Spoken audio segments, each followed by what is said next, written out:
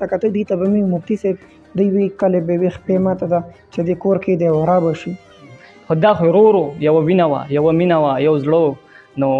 دې ته محسوسات کېده هوا ورته الوي. نور بیانونه هغه شان نه کړی لکه ښه په جذباتو کې یا روټۍ هم سمونه خوړه ته وی زه ارام کوم لږ دقیقه هغه موږ نه بنو بازار کې کوشو موږ هلته نه راووتو تقریبا یو 5 منټ مخکې ماته په واتساپ باندې میسج رالو ولې زه خپل هم چې دی ور وځه پس ووش کې راغلی زه خپل هم نومه لکه هسپتال کې نو دنیا راغلی ده.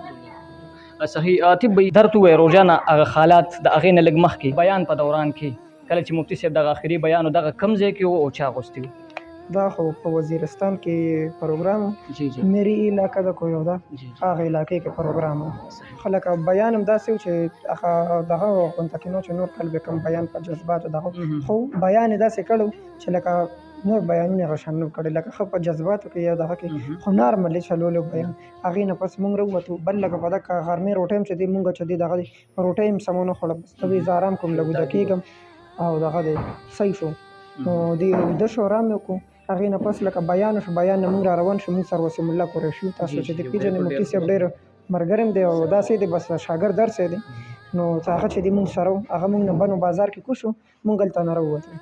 خو د بنو نه چې موږ راوتو د کوواټه پورې نو دا لار چې دی ښه کافي لار ده او په دې لاره بیا موږ پوه شوي نه یو.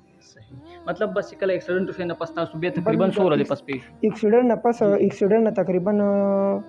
5 منټ مخکې ما د تره زوی دی ارسلانو سره خبرې شوې مونږ د ثوابۍ کې سکارو راتلو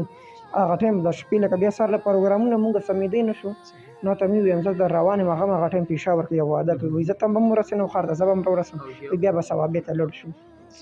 لکه سار بیا مفتي صاحب پروګرامونه تقریبا یو 5 منټ مخکې ماته په واتساپ باندې میسج رالو لکه مونږ ورله د کراچۍ ټیکټ بک کړی وي تلو په 13 تاریخ باندې ټیکټ راله دغه کړی ویل ته کراچۍ کې پروګراماتو هغې نه پس بلوچستان کې هلته مو سره ستاسو ترتیب ورتلو. جی جی صحیح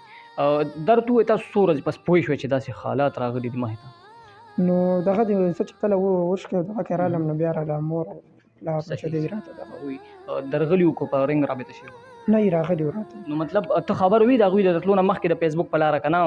لکه اندازه به ماته داسې کېده چې کله به زه داسې بیماره وم لکه مفتي صاحب دومره دغه چې لکه ما سر به کټ ته ولاړ راتلو به راله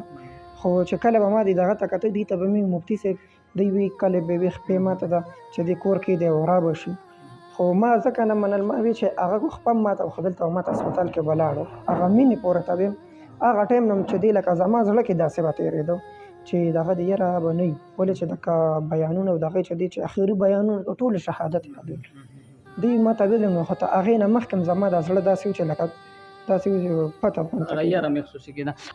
خو دا خو ورو یوه وینه وه یوه مینه وه یو زړه نو